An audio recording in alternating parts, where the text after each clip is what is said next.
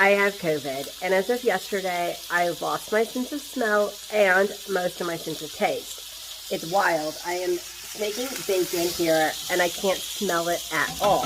And then I put some pepper in it. I was wondering if I can't smell pepper, will it make me sneeze? So I took a giant whiff of pepper, and apparently, if you can't smell it, it doesn't make you sneeze, because normally this would make me sneeze like crazy. And then I chopped up an onion and put it right up to my nose. No tears. I usually get onion tears. So this is really, really very bizarre, people.